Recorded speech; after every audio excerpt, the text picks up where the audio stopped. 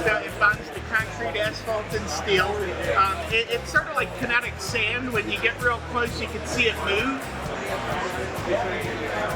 See how it sort of moves around like kinetic sand? So the nice thing about it is it doesn't dry out. It's got a 2-year shelf life.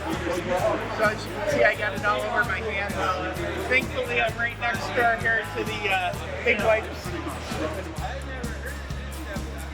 And this big wipes does a great job as far as removing some of the asphalt and tars, some of the heavier duty stuff you can see. It's just taking it off my hands. It's just really not too much effort.